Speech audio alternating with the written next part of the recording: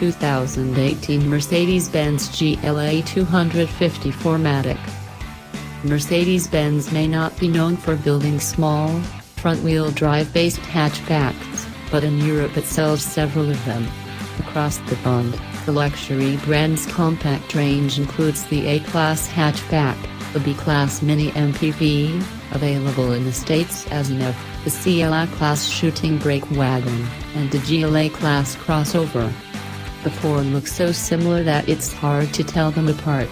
The GLA crossover we get in the US, for instance, is only 2.4 inches taller than the A-Class hatchback, and we've consistently compared it with a hotted-up hatch in look and feel since it arrived on our shores in 2014.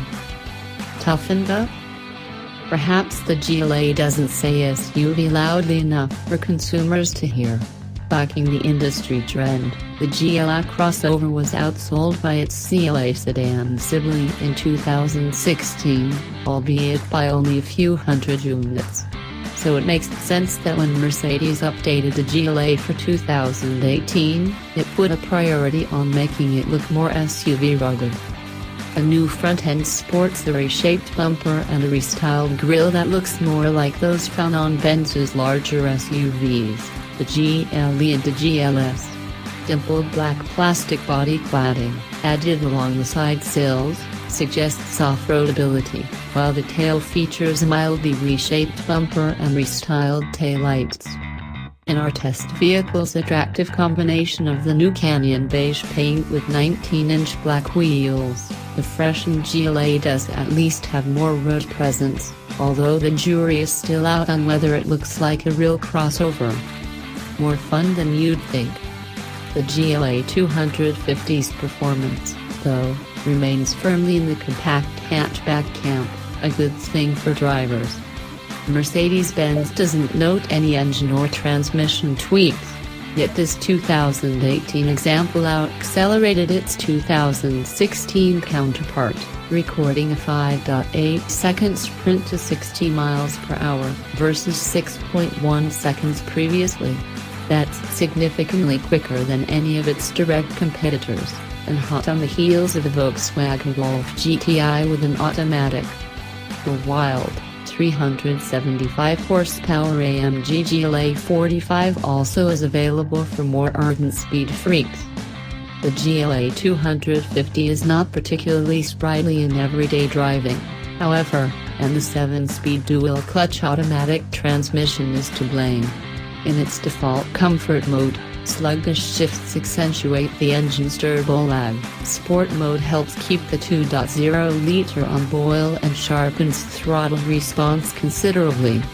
Firm suspension tuning and direct steering make the little Benz genuinely fun to drive, albeit at the cost of a harsh ride, and the powerful brakes stop the GLA from 70 miles per hour in a short 160 feet.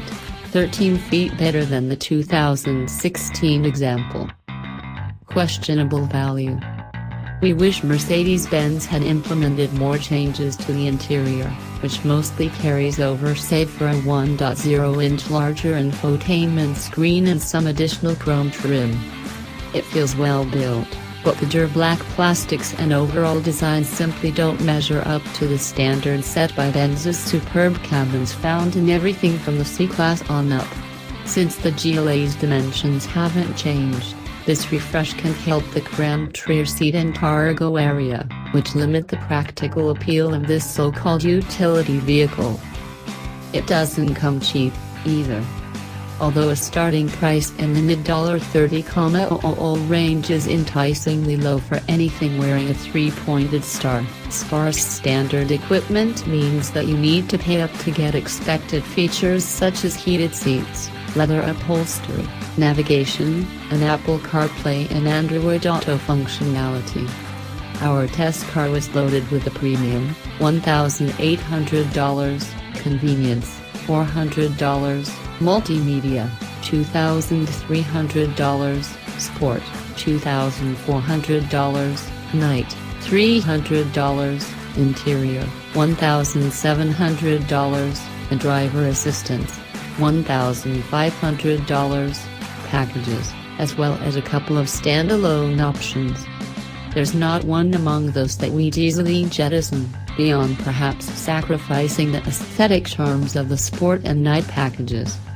Stickering for a cool $50,100, a GLA equipped like this one has completely eclipsed any sort of hot hatch comparison and treads deep into the territory of the much more nicely appointed and elegant GLC class crossover. Even if the updated GLA looks more rugged than before, it has not been elevated to that level.